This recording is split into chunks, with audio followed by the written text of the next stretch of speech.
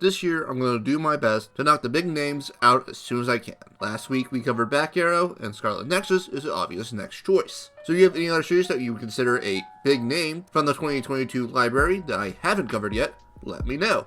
Again, it has to be on Funimation, and started in the year of 2022. So don't say, for example, Attack on Titan. But today's topic is Mushoku Tensei, Jobless Reincarnation. The story of a jobless NEET who gets a visit from the magical Truck-kun, getting reincarnated as Rudius Greyrat in a medieval fantasy land filled with your magic, monsters, and what have you. But Rudius in his former life was a piece of garbage, so the series uses his growth as a person as a catalyst to inspire the growth of those around him, as well as use a big magic event to separate and shake up the characters we know from the first half and force them into events to inspire a change in the second, as well as give us a chance to explore the world and set a goal of reuniting everyone separated. That's the first 2 seasons in a nutshell, but that's doing the series a bit of a disservice, as the summary hides the complex layers that the series has. First up, what does the series do right? Well, the first obvious thing is the visuals and score. While the latter is hard to really show since the whole, copyright audio thing, the former is much easier to show. The scenes where Rudius is learning water magic, the scenes showcasing the majestic landscape, and even fights such as Ruijerd and Eris sparring are wonderfully animated.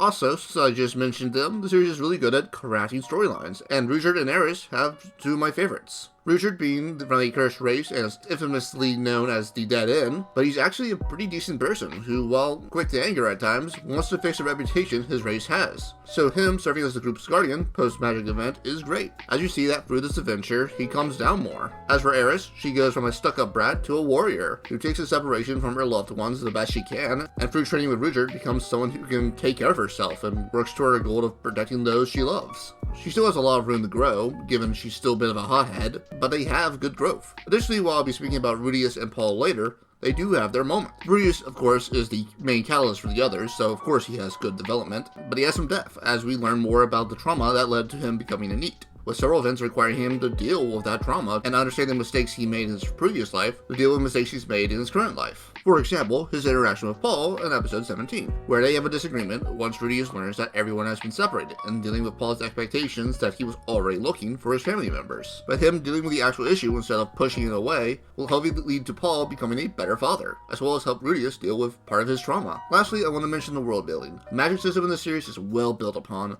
The various races are given time to shine. Also, can I point out that we have a demon race that's not automatically the evil race? But we also get various landscapes as we hit deserts, jungles, plains, and ports. Now let us segue into some of the more questionable parts of the series. First up is that this series will have its characters do bad things, as we are in a medieval world, so this is very much a patriarchal society, meaning men will abuse their power, especially over women. Paul Greyrat, Rudius' new father, is a bit of a bastard and cheats on his wife. Eris' relatives are right nipple pricks and try to force her to sleep with Rudius at one point. Prince Pax sexually harasses several members of the cast on screen and is the actual worst, but these are all members of the side cast. The make or break member of the cast is Rudius himself, as he still remembers his time as a 30-year-old man and is privy to boot, and we see that fact even when he's a baby, which is gross. Again, I conceptually understand what they're going for. We start as low as we do and place him in a land that would assist and congratulate him on his conquest and misdeeds. So when he actively chooses not to act on it, it means more and shows more character growth, and it somewhat works. Again, we're still dealing with basic human decency, and while Rudius does have some good traits, he still has quite a long way before I would say he's a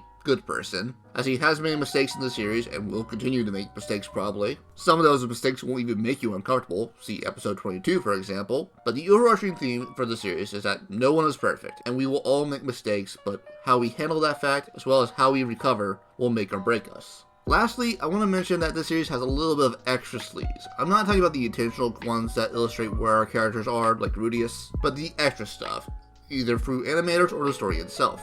Most of it is aimed at Roxy, be it the occasional lingering or panning shot of her, even when there's no reason to have those. The whole figure dilemma, which I would like to point out, is gross, even if Sonoba at times is funny, which does call into the question whether the quote-unquote intentional ones are actually needed.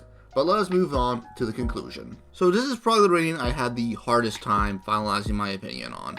As on one side, it's beautifully animated and scored and has the potential to tell a wonderful redemption story, which based on some of my favorite series, is something I enjoy.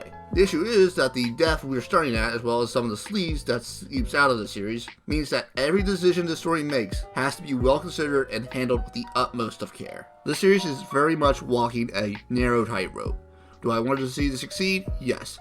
as I liked some of his characters, such as Ruger and Daenerys. But can I see it falling and creating a horrible mess at Impact? Yeah, I can see that happening as well. So I feel until this series fully wraps up, or I can get enough confirmation Rudeus will truly become what I consider a good person, I don't feel comfortable rating the series any higher than fine. It has the potential to be great, and there are people who love the series already, and I can see why. But it also deals with some very uncomfortable topics, and is willing to make people watching uncomfortable. And that's something that some people just aren't looking for in their anime. But at this point, I believe you know what side of the fence you are on. And honestly, either opinion is valid, so you do you.